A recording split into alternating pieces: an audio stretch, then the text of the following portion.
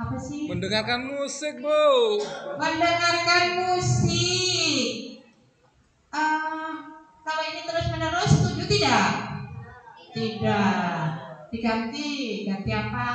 Supaya usulan pian tetap dipakai juga kan ini kesepakatan dari harus semua. Ya, ketika ada kerjakan tugas itu, Bu, ya, kita supaya ada semangat, ada hiburan-hiburannya menggunakan saat mengerjakan tugas saja ya. Iya.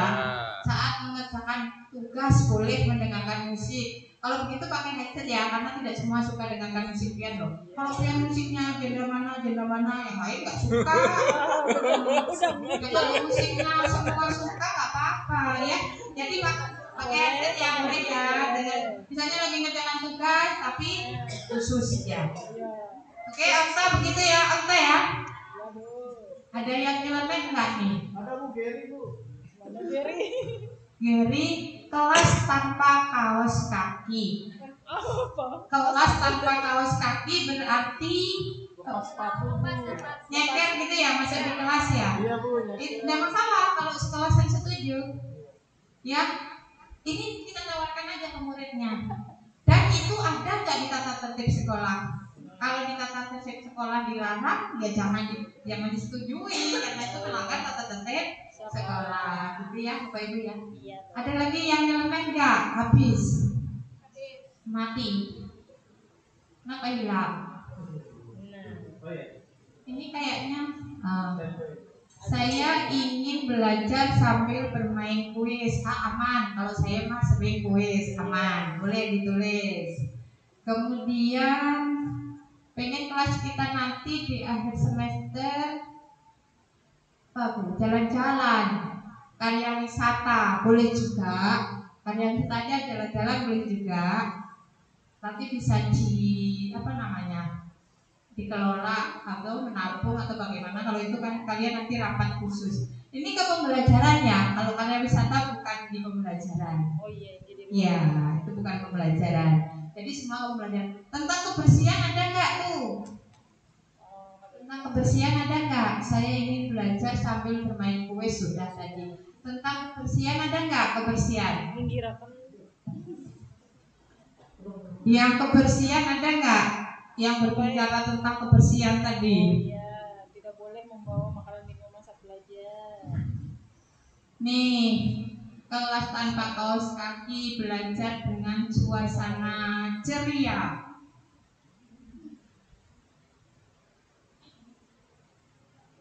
Kayaknya nih murid-muridnya ini terlalu monoton bener ini setuju jawabannya sama. Ingin suasana kelas yang menyenangkan dan bisa diajak untuk berdiskusi. Oke. Ini kebersihan belum ada. Penggunaan HP tadi sudah. Pembelajaran menarik seperti bermain peran, menonton film. Boleh menonton film. Nanti beberapa memang ada. Kalau bahasa Indonesia itu ada. Tapi tidak terus-terusan nonton film. Kapan belajarnya? Oke. Saya jadi guru. Anak-anak jadi begini. Ini kita sudah membuat kesepakatan kelas ya tentang penggunaan HP, tentang kebersihan, anggaplah semua sudah. Nah, ini kalian semua tanda tangani. Berarti punishingnya juga. Siapa yang melanggar tata tertib kita sepakati juga diapain. Dicatat juga di situ. Nah, nanti apabila ada pelanggaran, maka kalian akan saling mengingatkan. Karena ini kan kalian buat sendiri tata tertibnya. Tata tertib belajar kita. Guru ikut tanda tangan karena nanti saya juga tidak boleh melanggar, gitu. Nah, jadi ini nanti berbadan hukum ceritanya secara kita untuk kelas kita. Siapa yang melanggar nanti akan mendapatkan hukuman. Hukumannya mungkin apa? Bayar denda untuk kas kelas atau apa terserah. Yang penting disepakati seluruh kelas. Nah, pertanyaan saya nih sebagai guru, pian sebagai guru. Kalau ini kesepakatan kelas sudah kita setujui, kira-kira pembelajaran kelas kita akan seperti apa? Benar-benar kesepakatan kelas itu kita 2 jam full misalnya kita buat di awal tahun ajaran.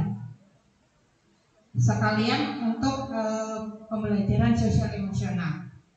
2 jam full kita tidak mengajar apa-apa, membuat ini aja. Jadi kita mengetahui anak, misalnya sebelum membuat kesepakatan kelas atau sudah membuat kesepakatan kelas, kita berkenalan misalnya. Ini sudah kesepakatan kelas, sebelum kita berkenalan, secara berkenalan ala kurikulum merdeka kan ada ini cara memulai tahun ajaran baru ala kurikulum merdeka seperti ini Bapak Ibu. Jadi ketika kalian masuk begini, anak-anak kita membuat kontrak kesepakatan. Ketika pelajaran saya 5 menit sebelum saya masuk, kalian sudah harus hadir. Dan ini anak-anak pun tidak mencatat, ya kan? Cuma saya mengultimatum. Yang kedua, apabila saya lagi ngomong, kamu ngomong, hukumannya harus keluar. Yang ketiga, apabila kamu terlambat, tidak boleh masuk. Kira-kira apa bedanya dengan yang kita buat tadi dengan yang saya buat? Ada kesepakatan antara guru dan murid. Bedanya ada kesepakatan dengan siswanya, antara guru dengan siswa. Karena sudah dibuat sama-sama dan disepakati bersama. Kalau yang kesepakatan kelas tadi tidak boleh dimunculkan dari kita sebagai guru. Kita hanya memfasilitasi. Kalau yang melihat tadi misalnya harus pakai iringan musik, nah itu kita cuma kayak meluruskan aja. Tapi kembalikan lagi, ayo Baskoro diganti apa? Jadi kembali lagi dari si murid tetap tidak boleh, ya nggak boleh dong, nggak seperti itu caranya. Beda kan? Beda kan? Jadi tujuannya itu supaya murid itu terus merdeka aja, bukan terkekang gitu. Beda dengan ketika saya sebagai guru masuk tadi langsung bikin aturan. Terlambat 5 menit, gak usah masuk. Ada nggak kira-kira murid yang terlambat? Ada. Ada. Jangankan SMK Muhammadiyah, SMA 7 pun, SMA manapun dengan peraturan itu diadakan untuk dilanggar. Contoh aja zonasi untuk meminimalisir begini. Ada nggak yang masuk SMA 7 tanpa jalur zonasi? Banyak. Yang bikin siapa? Yang melanggar siapa? Ya yang membuat kebijakan. Nah, berbeda dengan sistemnya di kurikulum merdeka ini. Anak, ide kamu apa nak supaya kelas kita menyenangkan? Ide kamu apa? Tuliskan di papan tulis atau pakai sticky note, nggak harus pakai tablet kayak saya ya. Ini lambat kalau jaringan, apalagi kalau HP kayak Pak Tony semua repot. Jadi pakai sticky note, ditempel biar cepat. Nanti satu-satu dibahas. Misalnya ada murid tidak boleh ada, boleh makan di dalam kelas misalnya. Kita tawarkan ke teman-teman sambil belajar sambil makan. Boleh nggak nak? Boleh nggak? Kira-kira. Lalu kita beri gambaran. Misalnya kita makan. Misalnya kamu makan, ibunya nggak kamu kasih. Padahal ibu pengen. Gimana perasaanmu? Tidak berperasaan bu, kamu bawanya cuma segitu misalnya. Kan bisa anak-anak itu kita gali terus bagaimana pemikiran mereka, nanti dia akan berubah sendiri. Jangan sampai nggak boleh dong, masa belajar sambil makan, aneh-aneh aja. Jadi semua pendapat itu tetap diapresiasi dulu. Bagus sih kalau misalnya kita tuh belajar sambil makan, kayaknya lebih santai deh. Tetapi, nah ada tetapinya nih. Ada nggak di antara teman-teman itu yang punya pendapat lain? Nah, kita tawarkan dulu ke murid. Nanti murid kesel apa? Oke, sampai sini ya. Sudah paham ya Bapak Ibu? Bedanya, kira-kira banyak mana pelanggarannya dari guru yang keras tadi dengan kesepakatan yang dibuat oleh murid sendiri? Tingkat keberhasilannya untuk menciptakan kelas yang menyenangkan tadi. Gimana mau menyenangkan kalau guru masuk aja sudah bikin tekanan? Saya nih ibu nih, saya guru senior di sini ya. Jadi pelajaran saya itu simple. Yang penting jangan terlambat, tugas harus dikerjakan. Bila terlambat gak usah masuk. Kira-kira ini berhasil tidak? Berhasil dalam waktu saat itu mungkin masih ingat. Besok-besoknya udah di belakang dikantut ya, dari Buning tadi itu.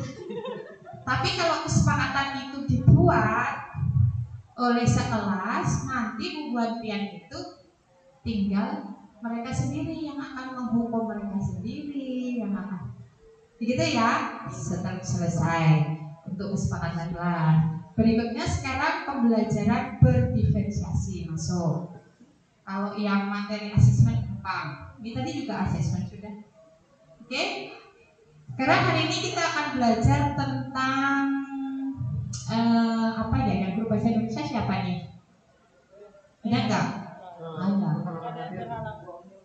Jadi hari ini kita akan belajar tentang apa ya, ekosistem apa bahasa Indonesia sih?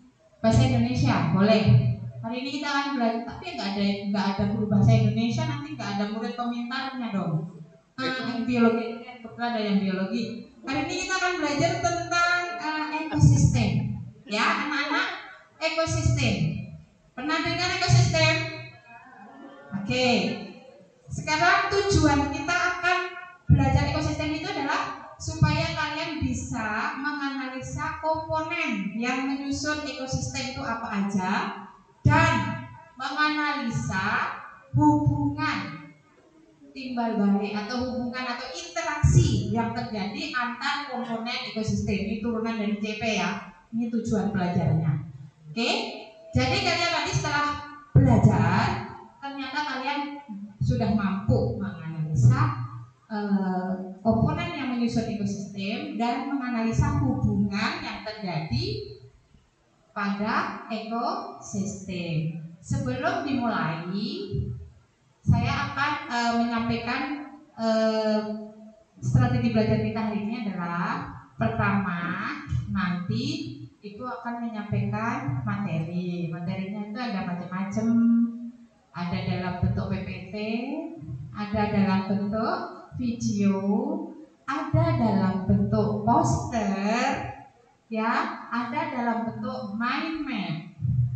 Nah, kalian bisa belajar waktu diskusi surat, kalian boleh memilih materi yang kalian suka. Mau buka video monggo, nanti linknya saya kirim. Nah, tetapi sebelum itu, sebelum melihat materinya, saya akan bertanya kepada kalian. Nah, pertanyaannya gampang.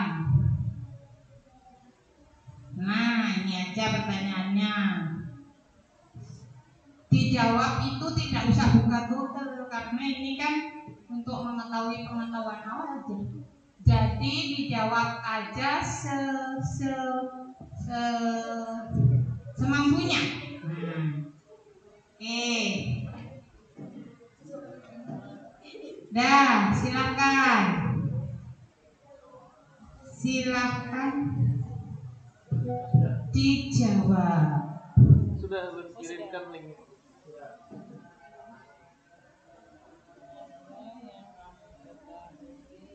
Jangan lupa nama. Jangan lupa nama. Jangan lupa nama ya. Namanya di subjek ya.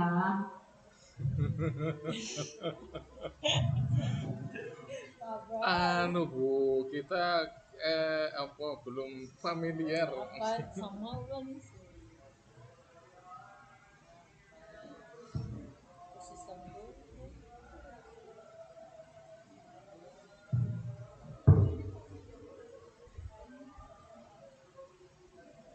Mau asal cepet banget.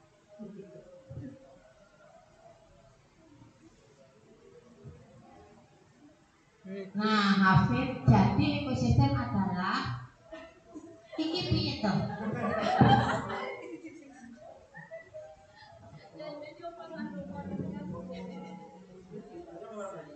Eko itu satu eko. Jadi ekosistem adalah Oke.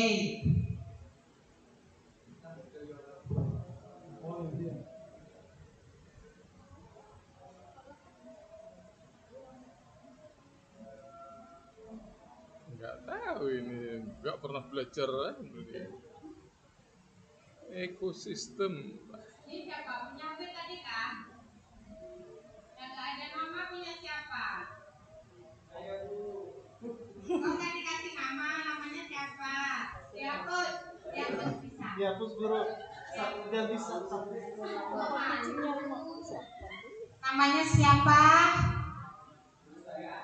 Oh Adit, pemalu. Ayo yang belum jawab segera.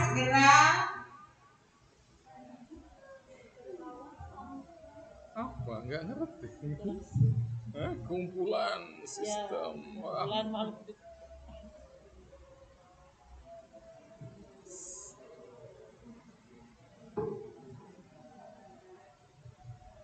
Satu, dua, tiga, empat, lima, enam.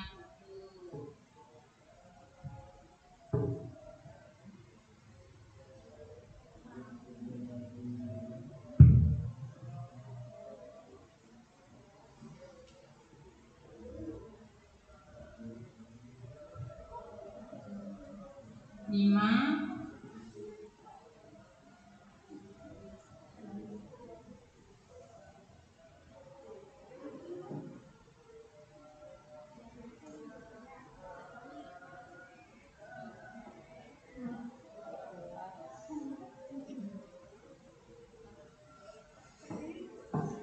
Baik, saya bacakan ya jawabannya. Ini ada jawaban dari Goni. Tatanan Bu, ada tentang laut. Oke. Rusidawati, ekosistem suatu komunitas lingkungan hidup yang saling berinteraksi dan akan menimbulkan hubungan timbal balik. Keren. Hajijah, di dalamnya ada sistem, betul sekali. Jazid, ekosistem adalah tempat kucing ulun nyari makan, betul juga. Iqbal, bismillah, ekosistem adalah suatu hubungan antara makhluk hidup dengan lingkungannya dengan saling memberi pengaruh. Minta rela kalau kurang, sangat direlakan, bagus sekali. Maimanah, interaksi makhluk hidup dengan lingkungan, betul. Okta, suatu sistem ekologi yang terbentuk oleh hubungan timbal balik antara makhluk hidup dengan lingkungannya. Oke, keren. Tira, ekosistem adalah hubungan timbal balik antara makhluk hidup dan lingkungan. Hafid, ekosistem adalah titik-titik. Ekosistem ini ada ya. Ekosistem itu Bu adalah interaksi antara makhluk hidup dengan area tempat hidupnya. Oke. Ekosistem adalah kumpulan sistem makhluk hidup. Haskoro, betul. Dari alam dan lingkungan selalu bersama, betul. Indri, ekosistem merupakan suatu sistem yang terbentuk oleh hubungan timbal balik tak terpisahkan antara makhluk hidup dengan lingkungannya. Keren. Hafiza, ekosistem adalah kumpulan dari beberapa makhluk hidup dan benda mati dalam satu lingkungan. Oke, sekarang Ibu mau pilih. Iqbal jadi ketua kelompok 1, Okta jadi ketua kelompok 2, Indri jadi ketua kelompok 3, Rusidawati jadi ketua kelompok 4. Nah, sampai di sini. Kenapa saya mengatakan semua jawaban itu baik? Tidak ada satupun yang saya salahkan. Ada yang terlambat Bu, dihukum Bu. Ada yang terlambat. Jadi tidak ada satupun murid kita jatuhkan saat belajar. Apapun jawabannya, termasuk yang jawabannya titik-titik tadi tidak saya tanggapin dengan menjatuhkan ya. Itu satu. Yang kedua, kenapa saya memilih Okta, Indri, terus siapa tadi? Iqbal menjadi ketua kelompok.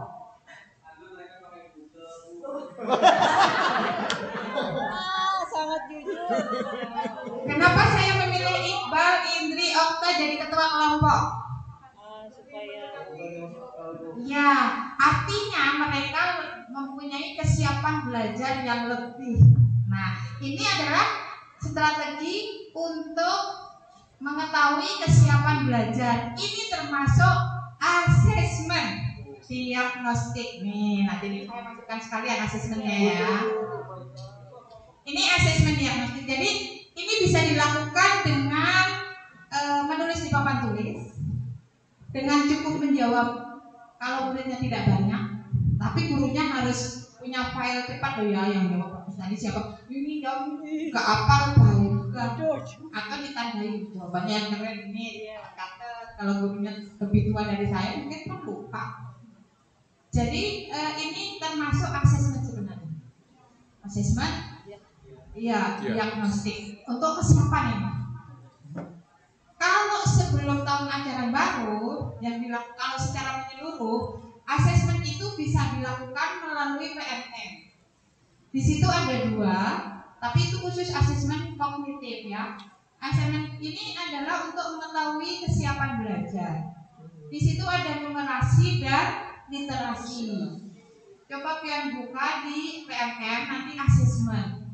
Khusus yang wali-wali kelas ini wajib melakukan ini dulu. Di share linknya di PNM karena kita kan punya akun belajar ID. Nanti mereka akan menjawab. Nah di situ nanti dia akan menemukan murid kita itu termasuk kategori apa. Bila di kelas kita itu numerasinya itu kategori sedang, maka dia akan diarahkan untuk mencari perangkat atau modul ajar untuk siswa-siswa dengan kategori sedang. Jadi PNM itu sebenarnya lengkap Bapak Ibu. Kenapa saya tidak meminta Bapak Ibu untuk belajar membuat modul? Tidak. Karena di SMK kita ini, bukan SMK itu semua di sini, ini kita menerapkan kurikulum mandiri berubah, bukan mandiri berbagi.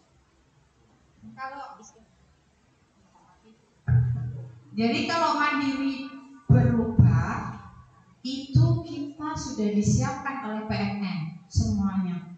Tinggal edit. Kalau pian ketujuh mengedit. Kalau tidak edit gimana Bu? Tidak masalah.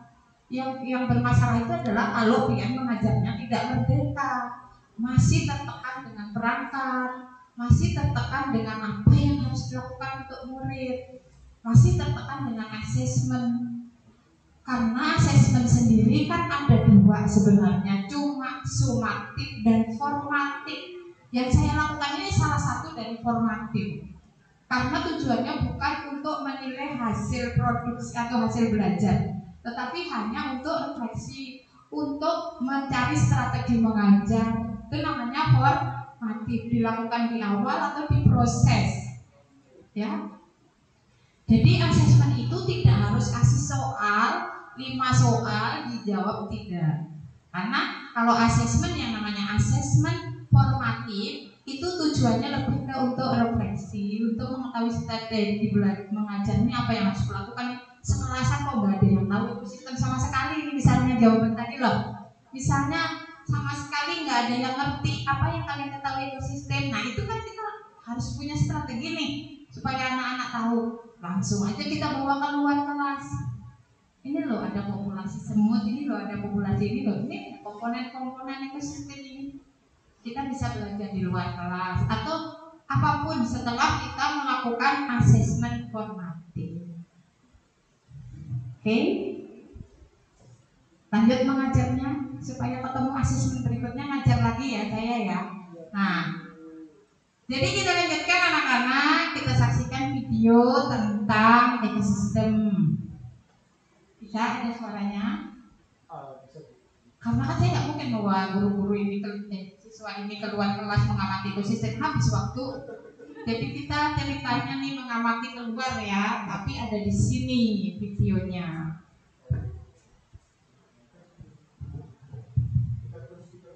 Ya, jadi guru itu harus punya plan A, B, C ya Bapak Ibu. Misalnya hari ini kita mau mengamati ekosistem di luar, kebetulan hujan terus kosong. Kenapa nggak ngajar Bu? Hari ini jadwalnya mengamati ekosistem di lingkungan sekitar sekolahan, tapi hujan. Jadi kosong aja dulu naik nanti kalau nggak hujan. Tidak ada begitu Bapak Ibu. Tidak ada kosong alasannya hujan, itu tidak ada. Karena kita mengajar ada banyak konten yang bisa diajarkan.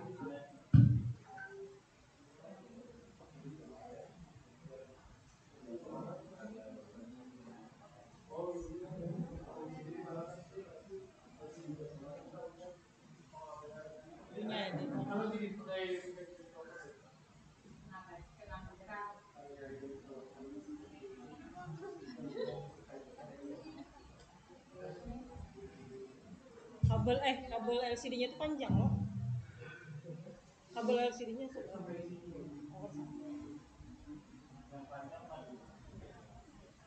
Ada tak? Ada yang panjang?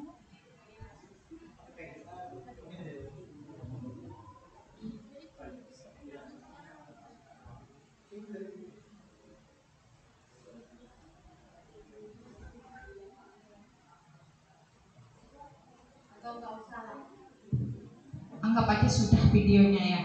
Nah, anggap aja saya sudah tampilkan video yang di situ isinya ada semua komponen ekosistem tuh.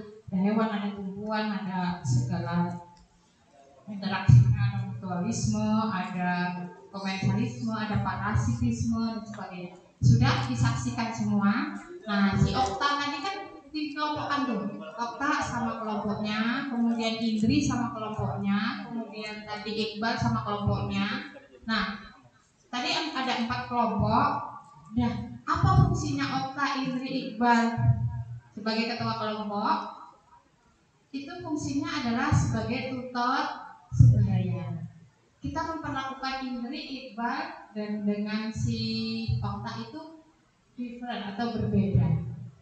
Dia sebagai tutor.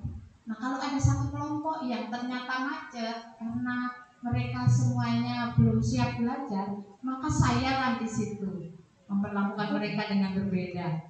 Yang itu apa misalnya, itu Bu yang menguntungkan. Nah, kalau ini sama ini menguntungkan enggak? Kalau ini, jadi kita pembimbingan khusus di situ. Ini namanya diferensiasi apa? Diferensiasi proses. Jadi dengan kesiapan belajar tadi, kita bisa memperlakukan anak berbeda sesuai kebutuhan belajar. Anggaplah si Iqbal itu sudah lumayan. Kenapa? Karena tadi jawabannya udah keren. Jadi Iqbal bisa memimpin di kelompoknya itu untuk menyelesaikan LKPD-nya tadi, untuk menganalisa komponen, menganalisa interaksi ekosistem tadi. Begitu. Terus kalau ada satu kelompok yang macet banget, ya kita perlakuan berbeda dari kelompok lain. Kelompok lain kan bisa dilepas karena mungkin yang punya Okta jalan, punya Iqbal jalan. Ini ada satu kelompok yang jalan kita. Nah, ini namanya diferensiasi proses. Di awal tadi saya bilang apa?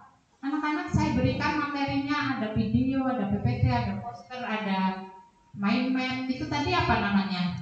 Diferensiasi konten. Jadi siswa yang auditori tidak bisa dikasih poster.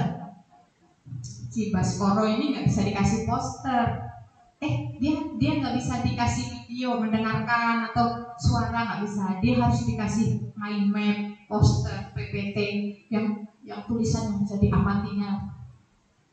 Gitu untuk yang tipe-tipe visual. Tapi yang pengen audiovisual ya kita mengamati video. Yang pengen audiovisual mengamati video. Kalau yang kinestetik itu bisa jalan-jalan keluar sana, mencari komponen ekosistem itu apa aja. Begitu. Itu namanya kita memperlakukan berbeda. Jadi pembelajaran diferensiasi itu ada 3 metode. Yang pertama adalah diferensiasi konten, yang kedua diferensiasi proses, yang ketiga tagihannya. Diferensiasi produk. Jadi produknya pun dibedakan. Jadi hasil analisa, hasil daripada analisa siswa tadi itu bisa dalam bentuk video, bisa dalam bentuk apa, TikTok atau apa, atau mau peta konsep boleh, atau dalam bentuk paparan boleh, dalam bentuk PPT boleh. Terus penilainya gimana Bu? Kalau produk anak beda-beda, kembali lagi ke tujuan pembelajaran. Jangan menilai videonya bagus, suara dengan teksnya sesuai. Kita bukan ranah kita. Kita bukan menilai produk video, bukan. Mau videonya jelek, tapi tujuan belajar kita tadi loh. Dari video itu menggambarkan tidak kalau anak itu mampu menganalisa hubungan atau interaksi. Saya kasih contoh produk belajar anak ya. Tidak harus seperti yang harus seperti ini. Beda kan misalnya, nak setelah kalian mengerjakan berkelompok, nanti produk belajarnya kalian membuat poster. tentang hubungan antar komponen ekosistem. Nah, ini dianggap tidak berpihak pada anak karena guru memaksa anak, semua anak membuat poster, sedangkan semua anak itu tidak semuanya suka poster. Mungkin dia paham tujuan belajarnya, tapi untuk mengekspresikannya itu dia tidak suka caranya. Kalau lagu boleh. Yang tadi nanti audio tadi kan suka suara-suara. Komponen ekosistem ada 2, brok misalnya. Boleh nggak? Boleh. Begitu ya Bapak Ibu ya. Kembali ke PAUD. Mati. Bentar. WA-nya mati sendiri. Jadi dalam waktu 3 JP, kalau kelas 10 itu 3 JP ya. Itu bisa langsung mereka bikin video, bisa langsung bikin.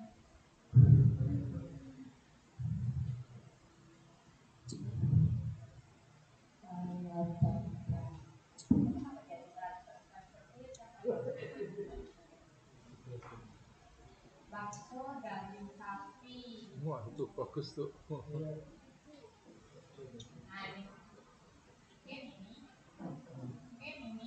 Nah, nih tugas biologi kelas 10 C salah satu.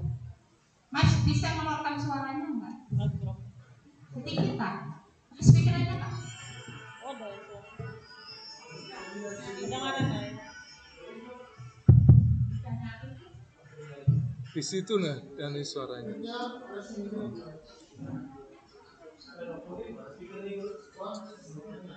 Memang sudah Anda kalau gitu.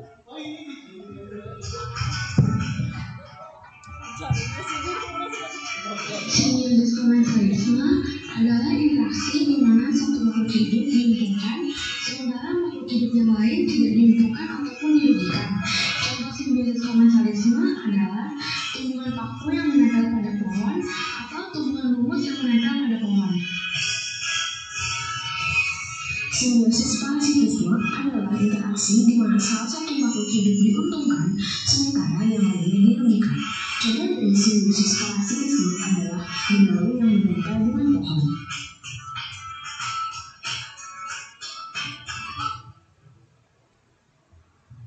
Itu salah satu Bapak Ibu yang karena dia suka video, dia bikin video. Tapi yang suka TikTok ada juga, yang suka nge-vlog ada juga. Tapi mereka harus memperlihatkan bahwa belajar itu gembira. Itu aja, karena mereka gembira karena dia bisa, sebenarnya dia mencapai tujuan pembelajaran, tetapi dengan cara yang dia senangi. Jadi salah satunya ya itu tadi, tapi banyak lagi sebenarnya.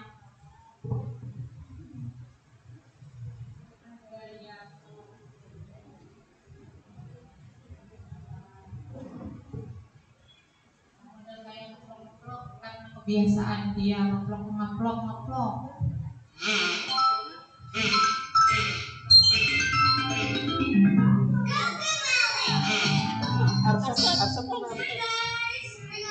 Welcome to kelompok 5. Jadi sini aku apa ya?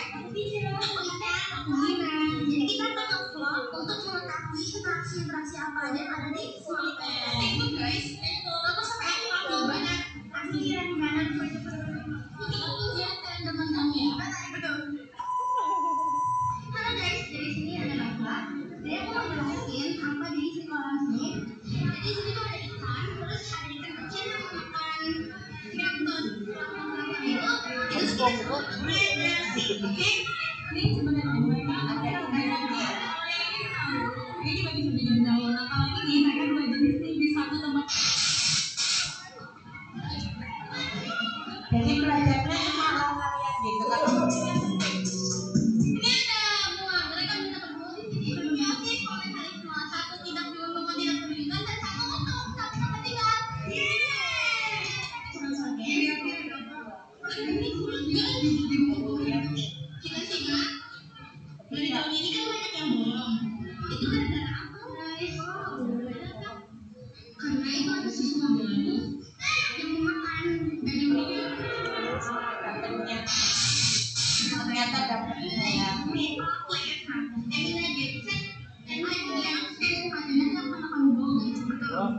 info.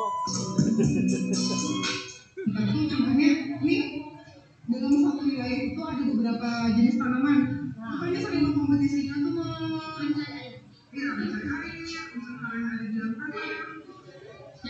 Jadi kan ini kompetisi inter karena pokoknya gitu kayak saling berebut tanah dan air. Berebut makanan, kompetisi namanya. Ini tanaman-tanaman itu. Oke, iya, sekian. Dia nanya laporan, jadi dia manggil laporan. Sekian sama video kita tadi tentang interaksi di Smartpen.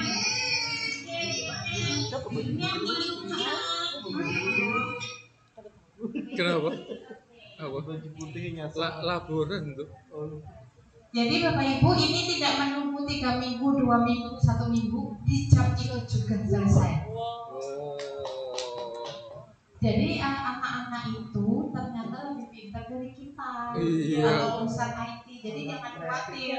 Sebenarnya yang harus belajar itu anak-anak atau kita. Anak guru. Ada yang TikTok.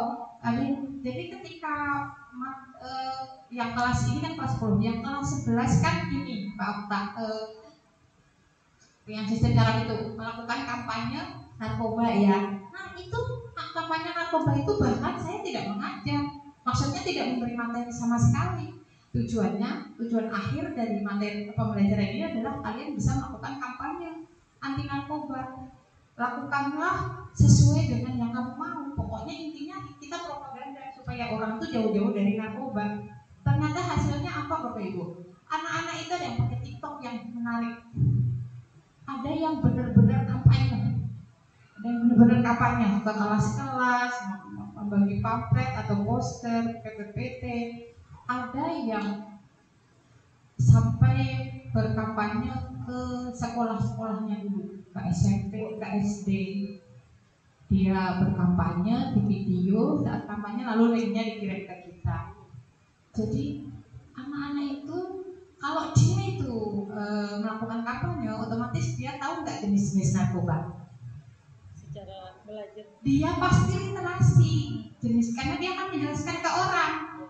Saya tidak menjelaskan jenis-jenis narkoba tahu, kemudian masing-masing efeknya apa tahu, kemudian bagaimana mencegahnya, kemudian bagaimana mengobatinya setelah. Jadi mereka akan melakukan literasi. Itu Bapak. Jadi apa yang kita lakukan sekarang itu adalah lebih kepada sebagai fasilitator. Tetapi justru sebagai kalau begitu enak dong guru, nggak perlu menguasai materi. Salah besar. Kenapa salah besar? Karena justru dia diberi kebebasan, maka dia akan mendapatkan pengetahuan yang di luar ekspektasi kita. Kadang-kadang yang ditanyakan itu kita nggak paham. Tapi apakah kita kalah? Ya tidak. Apakah guru tidak boleh salah? Guru tidak boleh tidak tahu? Boleh. Kita jujur saja. Sebentar Mak, ini kok kayaknya belum literasi. Apa sih? Jadi dia malah merasa dihargai kalau coba jelaskan ke ibu gimana. Gitu. Begitu. Ini untuk produk ya Bapak Ibu. Jadi kalau misalnya yang guru bahasa Indonesia tadi teks prosedur itu katanya kalau teks prosedur itu ya prosedur pembuatan bakso, ada prosedur pembuatan prosedur cara mencuci tangan supaya untuk menghindari corona, prosedur memasak, prosedurnya untuk sholat apa berwudu itu ya. Apa saja, pokoknya dia membuat prosedur. Apakah prosedur itu harus dalam bentuk omongan atau tulisan? 1. Membasuh tangan, baca bismillah. 2. Tidak seperti itu. Jadi bisa juga dalam video ada prakteknya, ditulisinya. Kayak tadi itu ada tulisannya. Gitu ya. Bisa juga pada gambarnya, poster gitu ditulisinya. Jadi kita memberi kesempatan seluas-luasnya kepada murid untuk mengeluarkan apa nih? Kreativitasnya, mengeluarkan hal-hal terpendamnya itu menuju versi terbaiknya. Jadi tugas kita itu mengantarkan mereka ke versi terbaiknya. Tidak ada murid yang bodoh. Semuanya punya nasib sendiri-sendiri. Kalau saya ini dulu tahun 2016, tahun 2017, tahun 2018 itu adalah instruktur K13, tugasnya kemana-mana memberi materi tentang guru itu adalah pelukis masa depan. Nah, ketika di kurikulum merdeka, ternyata guru itu bukan pelukis masa depan. Bayangkan itu pelakunya masih sama nih narasumbernya. Ternyata murid itu punya lukisan, tetapi masih samar. Tugas guru itu hanya menebalkan. Nah, sebagai contoh, di SMA Muhammadiyah, saya tidak perlu mencontohkan di sekolah lain karena saya punya banyak pengalaman di SMA Muhammadiyah. Ada murid yang sekolah aja kayak seminggu 2 atau 3 kali turun. Kemudian dia itu ujian itu loh terlambat. Kenapa nak terlambat? Dari Pekalongan Bu, jalan kaki. Sampai kami tuh gantian ngasih duit ojeknya itu supaya nggak jalan kaki. Akhirnya dia kerja di Perindo. Setelah di Perindo dia punya jabatan. Ya setelah punya jabatan, tapi mohon maaf kemarin kena kasus yang senjata itu ya, perdagangan senjata api itu. Anak itu waktu SMA momennya kayak sama teman-temannya aja ya kayak diremehkan.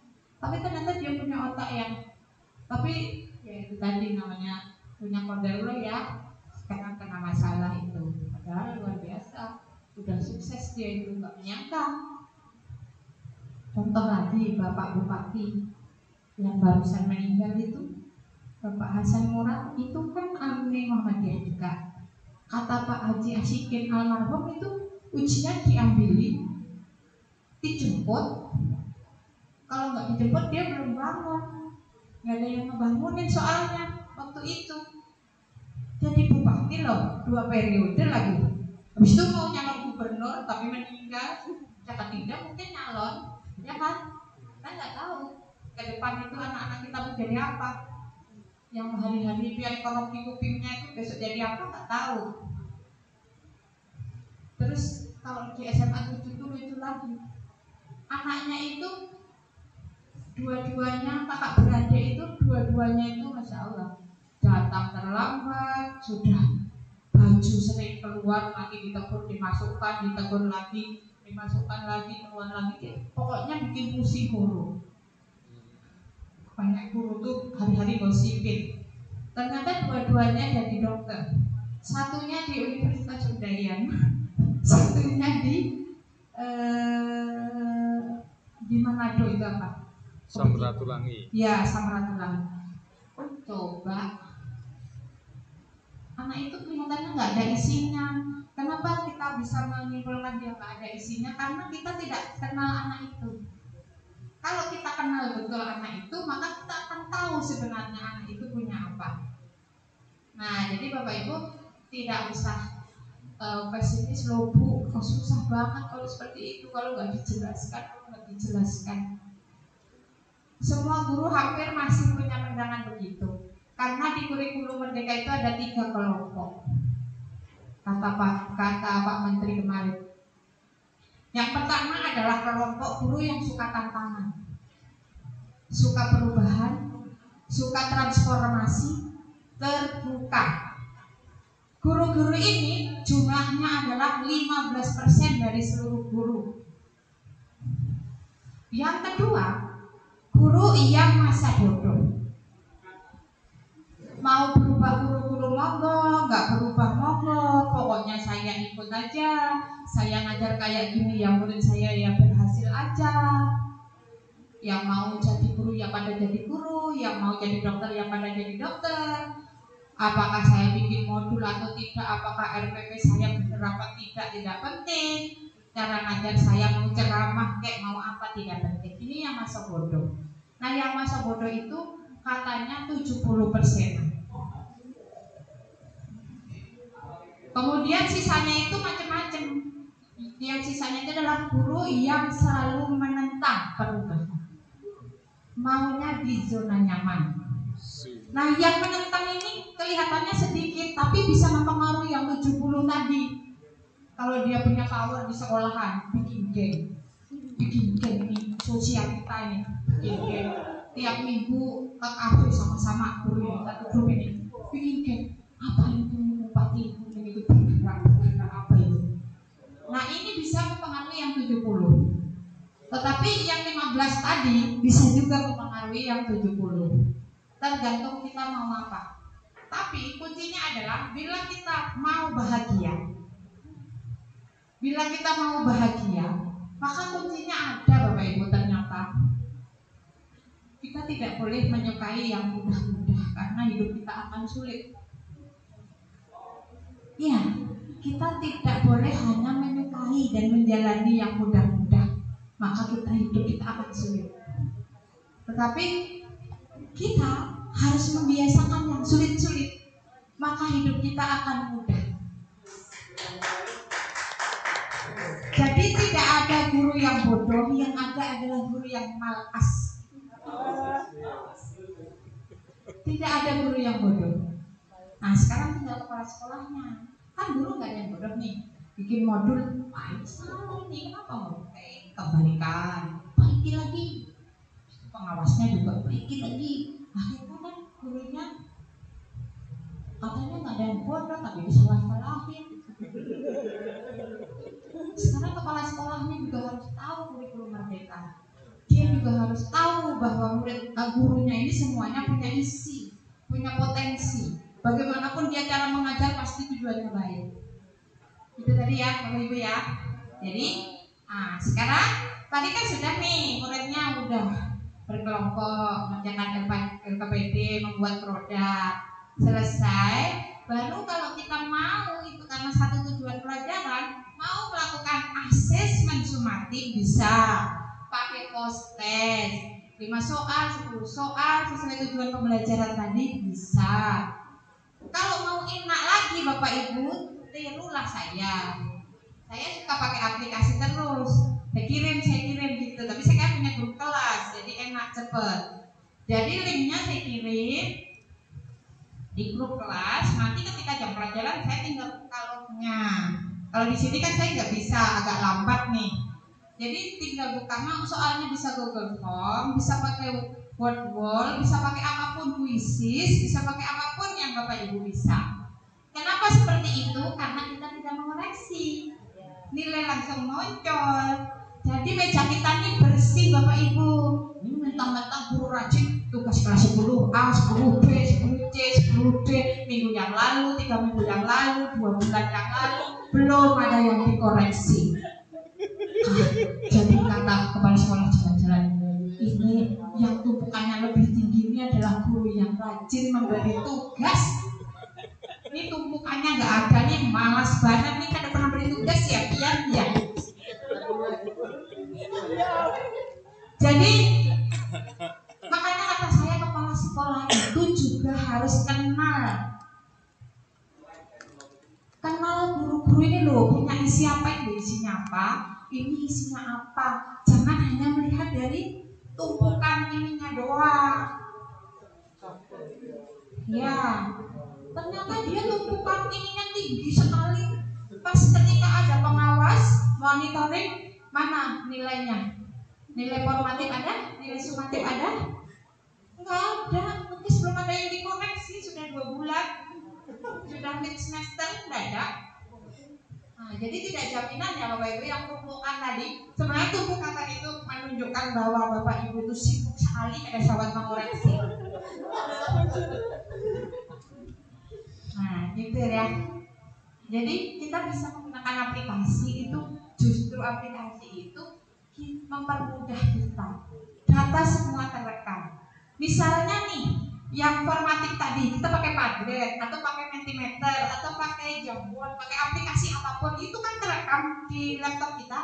Malam kita bisa buka, oh yang pintar itu tadi Iqbal, ini jawabannya. Berapa kali pertemuan ini jawaban Iqbal ini selalu keren. Nah itu kita bisa pegang nih anak ini. Dijadikan tutor sebaya lah, dijadikan ketua proyek lah. Kan kita berarti kita kenal kan dengan murid kan. Nah yang perlu bimbingan khusus nih, oh tadi si Hafid nih selalu titik-titik jawaban selalu titik-titik misalnya. Perlu bimbingan khusus. Nah ini perlu dilakukan coaching, namanya coaching. Kita bisa berjanji dengan murid kita kata Japri, oh Mak, boleh nggak hari ini ibu traktir kamu? Di mana Bu? Di sini misalnya di kantin.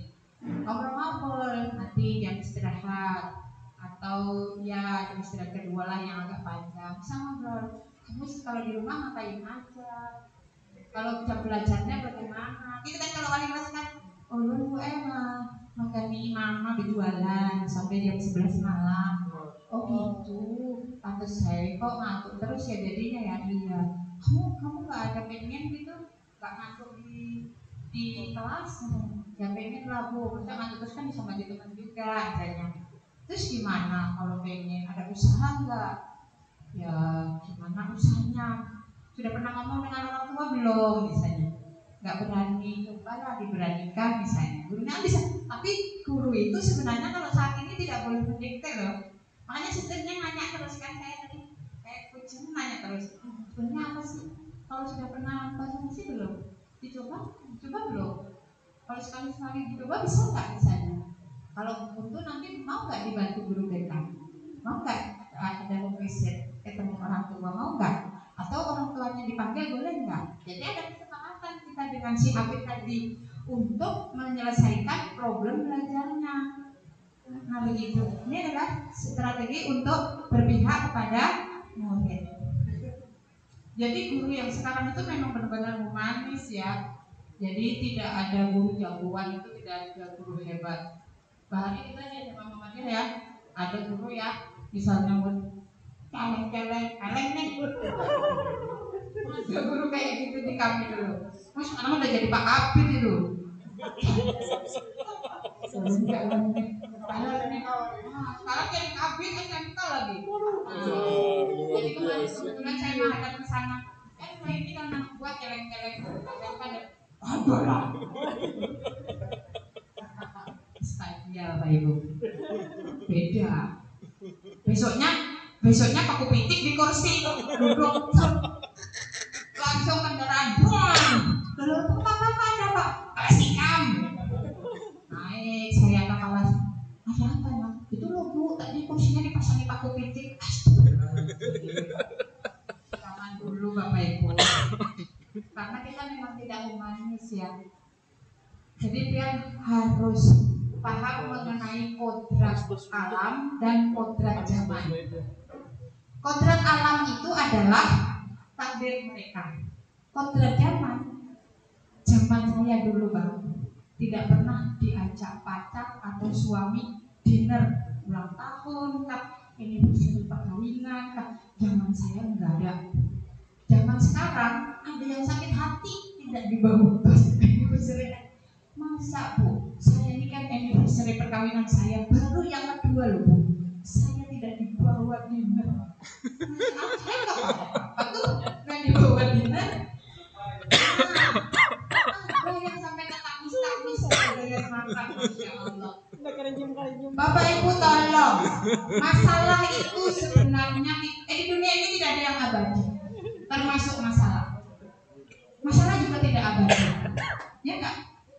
Masalah itu kan tidak ada masalah kalau tidak dipermasalahkan.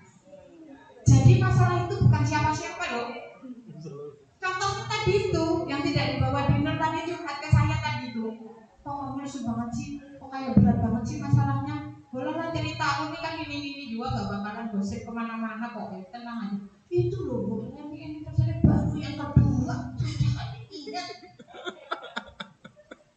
Nah itu kan sebenarnya kalau saya kan geli, orang saya gak pernah dibawain, gak apa-apa, aman-aman saja sampai punya cucu. Jadi masalah itu bukan siapa-siapa dan bukan apa-apa kalau tidak dipermasalahkan. Itu teman-teman. Murid kita juga gitu. Murid itu kan misalnya baru masuk nih karena gurunya cantik kan masuk ada yang langsung marah ya kan, ada yang langsung ada mau masuk kelas. Bahari rancang tuh di sekolah di sana tuh bila sari tahun guru ada masuk tuh Bang sama ibu muridnya minta maaf hanya masuk. Pas sekarang tak zaman. Jadi ada kodrat alam, ada kodrat zaman. Ya. Kalau zaman dulu itu, zaman saya nih, zaman nenek itu, tidak ada HP, tidak ada ini. Jadi yang nggak dihubungi pacar itu ya sebulan, 2 bulan ya problem. Karena surat kan lama, pakai perangko tergantung perangkonya kilat apa enggak, dulu itu kan gitu. Nah kalau sekarang berani tidak mau WA sehari, tiap dunia. Itu namanya kodrat zaman. Jadi pian-pian itu sekarang lagi dengan zamannya Pak Nadiem, bahwa pian itu harus merdeka. Sebagai guru itu harus merdeka. Kalau misalnya ngajar, misalnya masuk kelas, terus muridnya kok pada isu semua ya? Ayo berdiri. Bisa berubah dari kegiatan tahapan kegiatan yang ada di modul. Modul pertama harusnya A, modul kedua harusnya B, kegiatan intinya harusnya A, B, C. Ternyata muridnya kok habis olahraga pada tidur semua, pada lesu semua. Boleh nggak kita mengubah tidak sesuai modul? Anggaplah RPP aja, tidak sesuai RPP, boleh nggak? Ya boleh. Itu kan kita terbiasa tadi, situasional. Merdeka untuk mencapai tujuan pembelajaran. Jadi untuk tujuannya ini jangan sampai ditinggal. Merdekanya itu strateginya aja, bukan langsung merdeka. Hari kita membahas perkawinannya TU itu aja, udah nggak usah. Kan beda lagi ceritanya. Jadi merdeka dalam mengelola kelas pian. Boleh menggunakan diferensiasi konten. Cukup pian menyiapkan konten belajar, materi-materi ajar dengan berbagai bentuk konten. Pian kirimkan di grup WA kelas, ini materi belajar besok ya nak. Kamu pilih yang mana yang kamu suka untuk belajar. Itu namanya diferensiasi konten. Yang kedua, diferensiasi proses. Kalau proses, pian harus melakukan asesmen diagnostik. Karena supaya tahu nih anak-anak yang pinter, ternyata dia ini dibully terus. Kalau gurunya lagi ngajar, dia gambar kartun. Saya punya murid sekali-sekali saya lihat, oh berarti kamu nanti bikin cerita bergambar. Kita materinya misalnya kita kan bioteknologi nih, cerita bergambar. Kamu boleh yang mana? Misalnya pembuatan keju atau apa dibikin cerita bergambar. Anak ini saya serahkan ke guru seni lukis. Kami seni budaya ini ada pakarnya seni lukis. Saya serahkan dibina dan dia menang lomba. Jadi anak ini yang selalu dibully ini ternyata dia punya bakat juga. Nah, tugas-tugas kita ini adalah menemukan versi terbaik ini apa, versi terbaik ini apa, menuntun kodrat anak. Nah, jadi yang kita ajari di SMK ini belum tentu nanti semua jadi pegawai kantoran, gitu loh Bapak Ibu. Mungkin dia masuk SMK karena pengen cepat kerja, belum tahu kerja apa, kerja aja, nggak tahu sebenarnya saya ini bakatnya di mana, gitu. Tapi begitu mendapatkan guru yang pas, oh ternyata dia bisa menemukan itu. Oke, Bapak Ibu, sampai di sini ada pertanyaan? Oke, Pak Adit, silakan.